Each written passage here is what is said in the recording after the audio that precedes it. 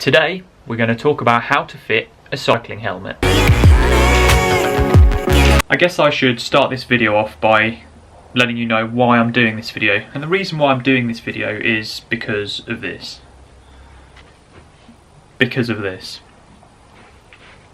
I'm seeing so many people recently who are wearing helmets like that, with their forehead completely exposed or the helmet on a slant.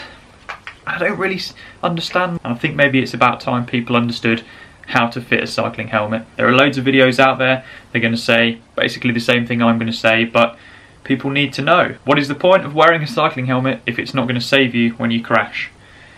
So let's get into this. So the first thing to know is that when you get your cycling helmet, it's going to come completely unadjusted. Section at the back here, which is designed to sit on the back of your head, cup the base of your skull, is going to be completely unadjusted.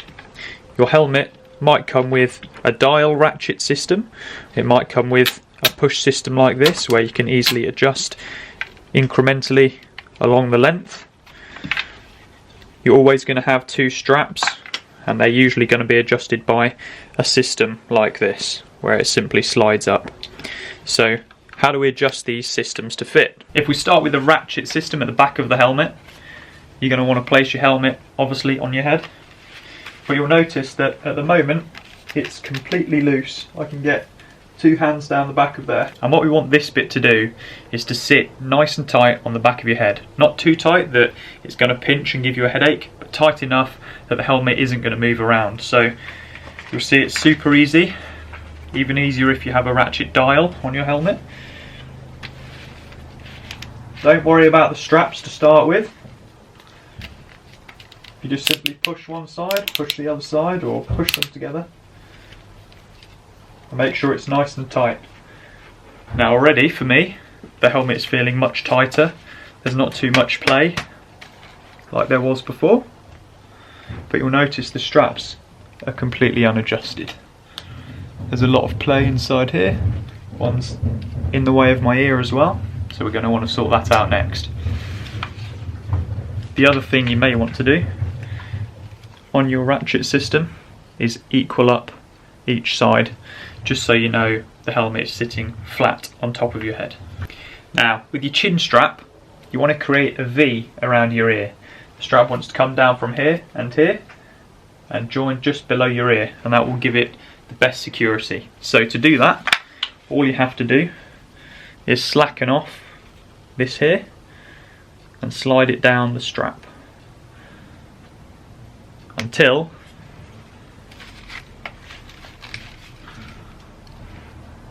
it's just below your ear. So about there, for me, is probably still just a tiny bit loose, and there we're looking okay. So you can see we've got a nice V there, and then we need to do the same with the other side. So you slide it down. Make sure as well that the strap is pulled all the way down from the helmet and nothing is snagged up here. Slide this up just below your earlobe. So we now have two nice V's which are sitting just below my earlobes. The last thing really is the chin strap. Ideally it wants to sit right underneath your chin. Sometimes it might sit slightly to one side, that's not too much of an issue. So how tight do you want the chin strap to be? Some people have it a little bit tighter. The main thing is just not to have it too loose or too tight. It doesn't want to be restrictive when you're bent over the bike, because it can dig kind of into your Adam's apple. You want to be able to get a couple of fingers below. You can see at the moment that's adjusted too loose. So all you need to do is pull your strap up a bit until there is less space there. So now we get 2 fingers under there and not much more. On my helmet I've actually added a popper system whereby I can snap my end in so there's no loose material flapping about. I have 2 of those in place, one for summer and one for winter. So when I come to putting a winter hat below my helmet, I can simply lengthen the strap and snap it onto the bottom popper. That's just a little added extra that you may want to think about doing for your helmet if you're a neat freak like me. That really covers the safety aspects of how you want to fit a helmet. So if your helmet is sat like this, it's too far back on your head. And if you make contact with something, the ground, curb, what's going to make contact first? It's going to be your forehead, a little bit of the helmet, but also your forehead. And that is not good. If you hit your head, you're dead. Not every time, but there's a bigger chance of that happening. If your helmet's like this, that's just completely wrong and you need to sort it out right away.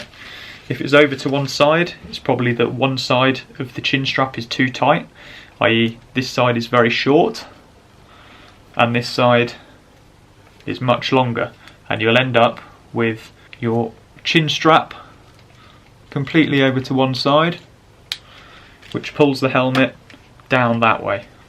So going back to the beginning, the reason I did this was because I see a lot of people wearing their helmets like that.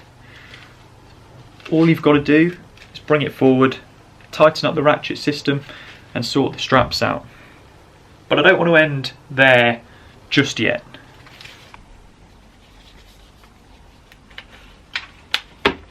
Got to get the logo the right way around. Is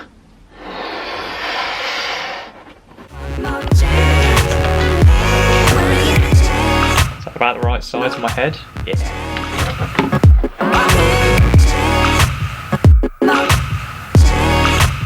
That's the different ratchet system I was talking about.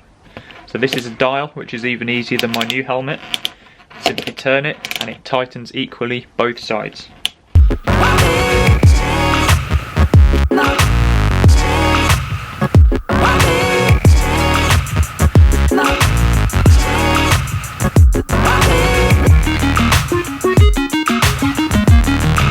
How does he look? Now I'm not going to get too technical with you here, I'm not going to be giving you scientific figures and studies, statistics, but I would like to do a little test with Mr. Balloon Head here and just see what happens when your helmet is poorly adjusted. So all I'm going to do is I'm going to simulate Mr. Balloon Head hitting the ground with his head, with his helmet poorly adjusted. We'll have him hitting his head flat on the ground where your helmet would normally protect you.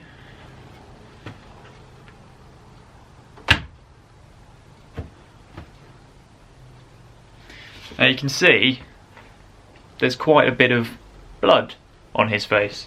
Now usually if you were to hit your head while wearing a helmet that was properly adjusted, you would find that the front of your helmet is going to take the brunt of the impact. It's not going to be your forehead, it's not going to be any other part of your head unless you land like that.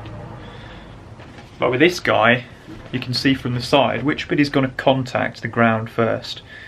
It's going to be forehead, it's going to be forehead and a bit of the helmet. But if this guy was adjusted properly, like my helmet, it's going to be the helmet that hits first.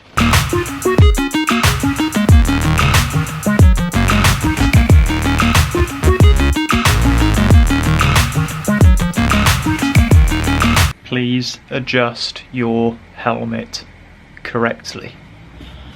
This is quite a serious thing though, so I really do mean it when I say please adjust your helmet correctly, because unless you want to end up like this guy,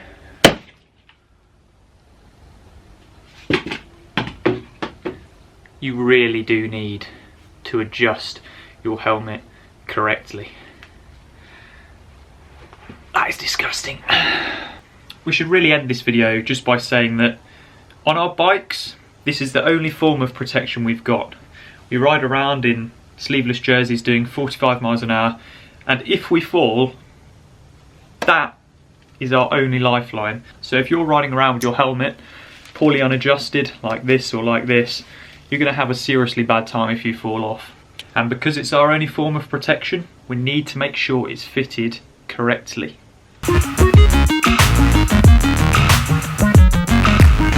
Guess I better go and clean this tomato ketchup off my jersey.